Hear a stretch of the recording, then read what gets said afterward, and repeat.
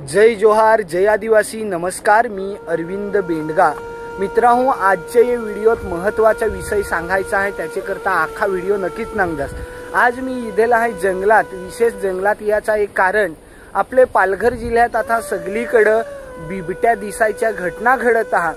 मग तो तलासरी तालुका हवा, विक्रमगड हवा, वाडा हवा, मनोर, पालघर हवा, नाही तर अजून कोठं कोठं बिबट्या दिसला, वाघ दिसला, अजगर दिसला, अशा घटना आपल्या भागात दिसत आहात. पोरांवर हल्ला करत, माणसावर हल्ला करत, बकऱ्या खात, बैला खात, कोंबड्या खात, अशा घटना दररोज आपली न्यूजला बातमीत नांगू. पण या होयाचा कारण म्हणजे काय, त्या कोणी त्याच्याकडे लक्ष नाही देत. प्राण्यावर दोष देत, ठीक आहे, दोष दिला पाहिजे, पण त्याचा मागचा कारण काय त्याहून समजून नाही घेत. मित्रांनो, पहिला जंगल भरपूर होता, माणसा जंगलात जात होती, तरी पण माणसावर प्राणी हल्ला नाही करत, कारण जंगलातील ज्या खाया पाहिजे, ज्या पाहिजे त्या सगळा मिळत होता.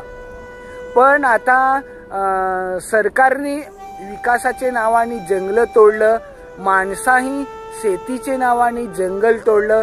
जंगलाचं जे काही प्राणी होतं ते शिकार करून माणसाहीच खान सगळा संपवला.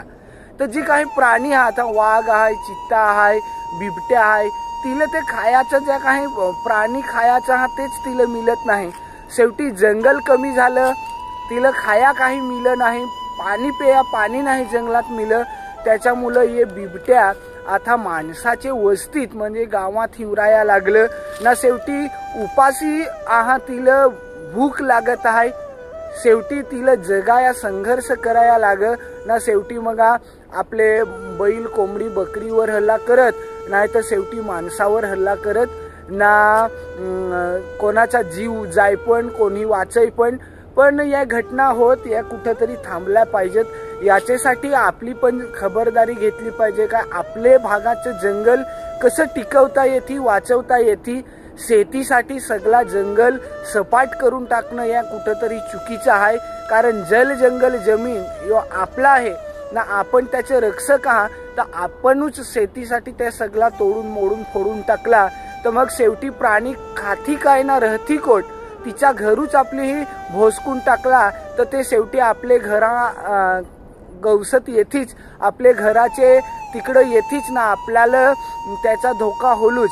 त्याच्यासाठी आपली स्वतः तर काळजी घेईन, पण जंगल कसा वाचल, जंगलाच्या सगळ्या गोष्टी कशा वाचतील याच्याकडे पण लक्ष दिया पाहिजे. नाहीतर या घटना आज तुमचे आमचे गावाचे बाजूला घडत आहे, उद्या परवा आपले घरा घडती ना. शेवटी सगळं प्राणी गावात येऊन वास करती ना, सगळ्यांच्या जीना हराम करून टाकती.